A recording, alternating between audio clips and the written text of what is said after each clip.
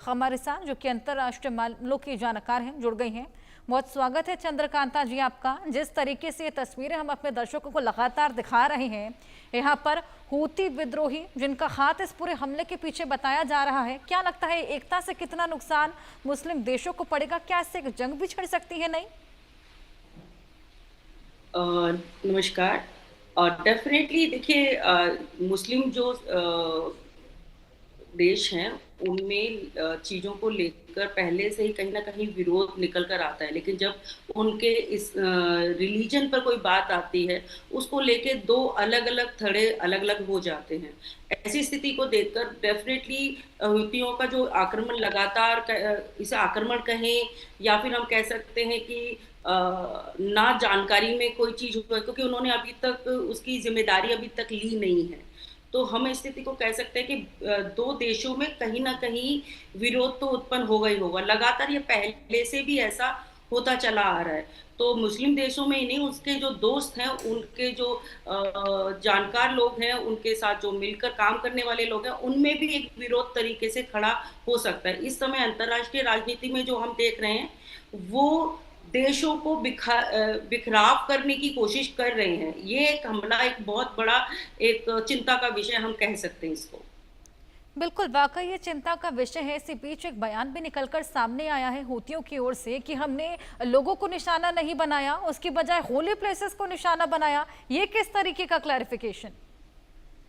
ये बेसिकली वो हो सकता है कि हम इसे एक स्पेस दे दें कि शायद उन्होंने कहीं और अटैक किया, अनजाने में वहाँ पर कुछ मतलब लग गया, आ गया। पर ये उनके पहले कार्यों को देखकर लगता है कि वो सिर्फ ज़िम्मेदारी ले नहीं रहे हैं, पर हुआ कहीं न कहीं वहाँ से ही है। ऐसा मुझे लगता है। बिल्कुल चंद्रकांता जी, और क्या लगता है आगे इसको लेकर क्या कुछ रिएक्शन तमाम और इस्लामिक कंट्रीज की तरफ से देखने को मिलेगा? क्या ये आगे किस तरीके से एस्केलेट हो सकता है? मुश्किलें तो खड़ी हो सकती हैं, डेफ़िनेटली मुश्किलें खड़ी होंगी। और ये जो इज़राइल का जो अभी कुछ डिसीजंस रहे हैं और अन्य देशों के साथ जो संबंध स्थापित हो रहे हैं, इंडिया का भी जो रिलेशन है इज़राइल के साथ अच्छे हो रहे हैं, तो उससे भी लेकर हूती अपने आप में चिंताग्रस्त हैं। और ये अटैक करके अपनी उपस्थिति को दर्ज कराने की कोशिश कर रहे हैं कि हम भी उपस्थित हैं और हमें नज़रअंदाज ना किया जाए। बिल्कुल, इसको नज़रअंदाज बिल्कुल नहीं करना चाहिए। हालांकि आगे चल के क्या कुछ एक्शन इस पर देखने को मिलेगा, ये वाकई अभी बेहद बड़ा सवाल। लेकिन अब मुस्लिम देशों के बीच जो एक एकजुटता लगातार कायम थी, वो ज़रूर यहाँ पर आहत होगी और बेहद बड़ी क्षति यहाँ पर पहुँची है।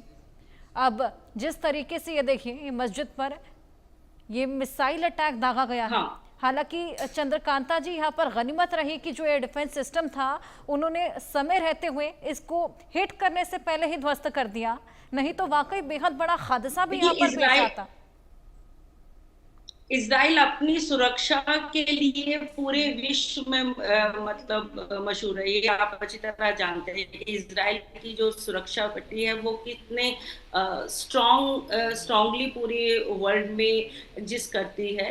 तो वो तो था ही, लेकिन ये ज़रा-ज़रा सा बचना ही अन्य जो देश है, मुस्लिम जो देश है, इस्लामिक जो देश है, वहाँ पे उनके रिलीजन को प्रभावित करने का, शिया और सुन्नी के बीच के विरोध को भी दर्शाने की कोशिश कर रहा है। और हूती नहीं चाहेगा कि वो उनके भी निशाने पर आए, पर लगातार वो इस तरीके की हरकतें करने से वो बाज नहीं आ रहा है, ये तो भी देखने को मिलता है। और अंतर्राष्ट्रीय राजनीति में भी इसका गहरा प्रभाव देखने को मिलेगा, क्योंकि ये एक अटैक मामूली सा अटैक के रूप में नहीं देख सकते हैं। इसको कहीं न कहीं चेतावनी के रूप में भी देख सकते हैं कि वो बताना चाह रहे हैं कि मदीना जैसे स्थान पर हम अटैक कर सकते हैं। मदीना भी हमारी पहुँच से दूर नहीं है, क्योंकि जब हमारी भावनाएँ, हमारा धर्म हमारी भावनाओं से जुड़ा हुआ होता है, और यदि हमारी श्रद्धा, हमारी आस्था पर अटैक होता है, तो संभवतः उसको नज़रअंदाज नहीं किया जा सकता। बिल्कुल चंद्रकांता जी, आपके पास मैं वापस लौटूंगी। हमारे साथ मेजर मोहम्मद अली शाह भी जुड़ गए हैं, रक्षा विशेषज्ञ हैं। बहुत स्वागत है सर आपका। जिस तरीके से ये पूरा हमला हमने